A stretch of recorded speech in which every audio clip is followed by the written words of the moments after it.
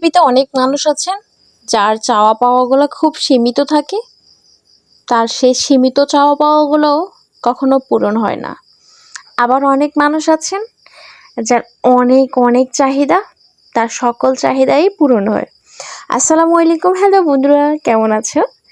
অনেক দিন পরে তোমাদের জন্য আরও একটা লং ভিডিও নিয়ে চলে আসলাম। আমি বলছি নোয়াখালী থেকে আয়াজের মা। তোমরা তো জানোই। তোমরা কেমন আছো এবং কে কোথায় থেকে আমার আজকের ভিডিওটা দেখছো অবশ্যই বলবা। আজকে একদম সকাল সকাল ঘুম থেকে উঠে রাস্তায় একটু হাঁটতেছি। আসলে নিজেকে নিজে তো ভালো রাখতেই হবে, কেউ তো আপনাকে আর এসে ভালো রাখতে পারবে না। তাই একটু একটু চেষ্টা করছি অভ্যাসগুলো পরিবর্তন করতে। তো অ্যাজের বাবাকে নিয়ে ঘুম থেকে উঠে রাস্তায় একটু হাঁটলাম। এখানে নিজের শরীরটা একটু ব্যায়াম করার চেষ্টা করছি। ওকেও বলতেছি, তুমি যেহেতু একটু অসুস্থ, তুমি একটু জোরে জোরে হাঁটো, একটু ব্যায়াম করো, তাহলে অনেক বেশি ভালো লাগবে। আর এই সকালবেলার আবহাওয়াটা অনেক বেশি সুন্দর, আর একদম শীতল বাতাসটা আসলে গায়ে লাগলে অনেক বেশি ভালো লাগে। এবং যখন খুব সকালে ঘুম থেকে উঠবেন, অনেক সুন্দর সুন্দর দৃশ্য দেখতে পারবেন। এদিকে গ্রাম বাংলার দৃশ্য, আমাদের এই কাকা মাছ ধরতেছে, সেটাই দেখছি। কতগুলো মাছ পেয়েছে, মাশাআল্লাহ, ছোট ছোট মাছ, অনেকগুলো মাছ পেয়েছে। আর এই ছোট মাছগুলো খেতে অনেক বেশি ভালো লাগে, তাই না বন্ধুরা? আমার মতো তোমরা কে কে ছোট্ট মাছগুলো পছন্দ করো অবশ্যই বলবে। এদিকে আমি চলে আসলাম আইজের বাবাকে ব্যায়াম করানো দেখাইতে। সে তো ব্যায়াম করতে পারছে না, এমনি অমনি যেভাবে হোক একটু একটু চেষ্টা করছে। যাই হোক, একটু একটু করলে আস্তে আস্তে করবে, অভ্যাস হয়ে যাবে। আগে থেকে ওর অভ্যাস নাই তো, ওই যে বেলা করে ঘুম থেকে ওঠা, আগে থেকে অভ্যাস। তো এখন থেকে একটু চেষ্টা করছি যেন সকাল সকাল তাকে উঠাইতে পারি। সব বন্ধুরা, আয়েজের বাবা কেমন করে ব্যায়াম করো তোমরা দেখো। তোমরা কি আসলে এভাবে করো? এভাবে তো আসলে সঠিক ব্যায়ামটা হয় না কখনো। দেখ, তারপরও বেচারা চেষ্টা করছে, এটাই তো অনেক। এদিকে চলে আসলাম এবার ব্রাশ করতে। আসলে আজকে সকাল সকাল আমি খুব সকালে সবসময় রেগুলার উঠি, কিন্তু আমার একদম ব্রাশ করা থেকে শুরু করে এরকম ব্লগ আমার কখনো করা হয়নি। আজকে ফার্স্ট টাইম আমি এরকম ব্লগ করতেছি। জানি না বন্ধুরা তোমরা কেমন পছন্দ করবে এবং কেমন ভালোবাসবে।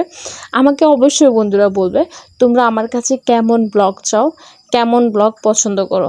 আমি ঠিক ওই রকম ভিডিও দেওয়ার সবসময় চেষ্টা করব। এদিকে ব্রাশ করতে করতে ভাবতেছি আজকে কি নাস্তা বানাবো। আসলে সকালবেলা ঘুম থেকে উঠেই তো আমাদের কত চিন্তা, কি নাস্তা বানাবো, কি নাস্তা খাবো। সকাল বিকাল দুই বেলায় তো আমাদের নাস্তা খেতে হয়, তাই না? তো আমি তো সেই মুখটা পরিষ্কার করতে করতে ভাবতেছি। এদিকে কুলি করতেছি। কুলি করার শেষে আমি আমার ফেস ওয়াশটা দেখবো, মুখটা ধুবো, ভালোভাবে ক্লিন করব। আসলে আমরা ঘুম থেকে উঠে যদি ভালোভাবে মুখটা ক্লিন না করি তখন একদম ভালো লাগে না। আর হঠাৎ দেখলাম আমার ফেস ওয়াশের একদম নেই, শেষ।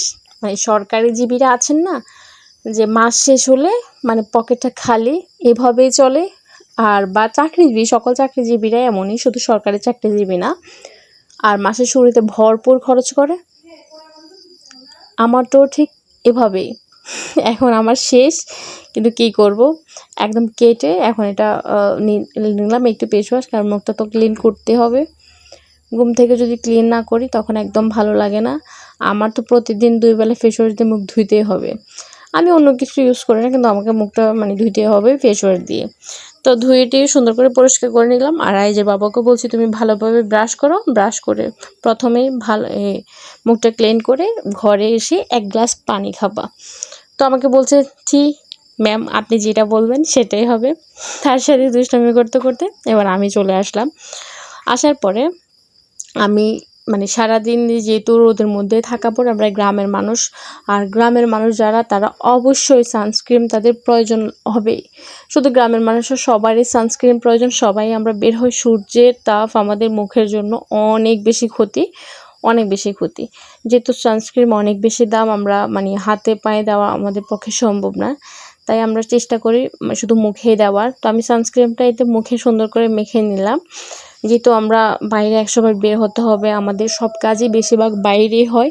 আমরা গ্রামের মানুষরা, আমাদের তো আর ঘরের মধ্যে সব কিছু থাকে না, আমরা বাইরে সব কিছু করতে হয়। আর হাতে পায়ের জন্য আমি এই লোশনটা ইউজ করি, এটা হচ্ছে ইন্ডিয়ার লোশন, তবে অনেক ভালো। তবে হ্যাঁ, আপনারা বলবেন বাংলাদেশি মানুষ ইন্ডিয়ার জিনিস ইউজ করে।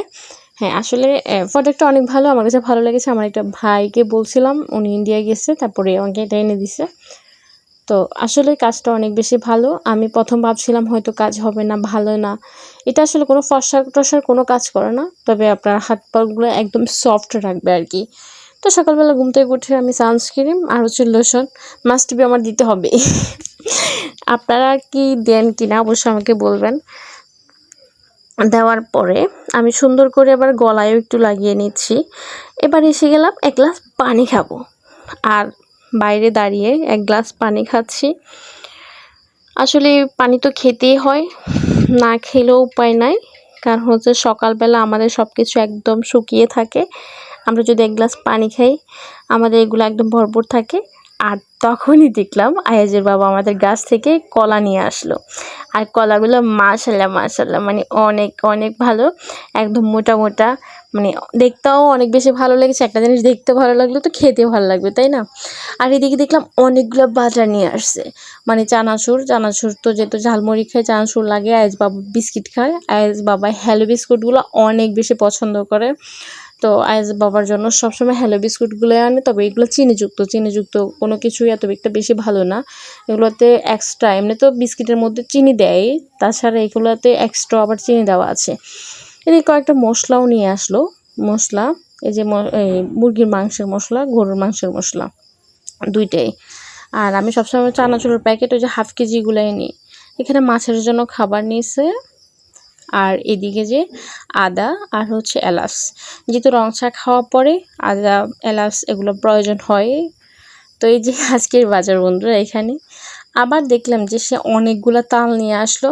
কিন্তু হ্যাঁ, যেহেতু আমাদের প্রতি বছর ডাব কাটা হয়, তালগুলো এবারে বেতাল হয়ে গেল ডাব কাটার কারণে। কারণ যে গাছে তাল ভালো সেই গাছে ডাব না কাটাই ভালো। তো আমরা যেহেতু এবছর দেরি হয়ে গেছে, আমরা ঢাকায় ছিলাম, এবছর আর ডাব কাটা হয় নাই। যার কারণে এগুলো বেতাল হয়ে গেছে। তো এখন সবগুলা তাল আমরা গাছের নিচ থেকে এনে এনে একদম সবগুলা এক জায়গা দিয়ে জমাইতেছি। কারণ এগুলা যখন একদম মানে ইয়ে হয়ে যাবে, তখন এগুলা থেকে ভিতরে এরকম হোঁস হবে। ওই হোঁসগুলো খেতে অনেক বেশি ভালো লাগে। আর হোঁসগুলা রান্না করলে তো আরও বেশি ভালো লাগে। আমরা বেশিরভাগ ওইভাবে রান্নাও করে থাকি। আপনারা করেন কি না অবশ্যই বলবেন। এই যে আমার গাছে অনেকগুলো লতিও হয়েছে। এবার চলে আসলাম আমরা আন্তাটা উঠাইতে। আমাদের বাড়ির ভিতরে আমরা আন্তা বসাইছি। এখানে পানি উঠে নামে। তো এই জন্য এখানে অনেকগুলো মাছও আসে। কিন্তু এমন এক দুর্ভাগ্য আমাদের আন্তা এখান দিয়ে বসাইলেই সাপ আটকে। ভিতরে দেখলাম বড় বড় ২টা। আমি তো খুব ভয় পেয়ে গেছি। কিন্তু আয়াজের বাবা বলল, ভয় পেও না, ভয় পাওয়ার কিছু নেই, আমি এখনই বের করে দিচ্ছি, তোমার আন্তা একদম ক্লিয়ার করে দিব। আমি বলছি আচ্ছা ঠিক আছে।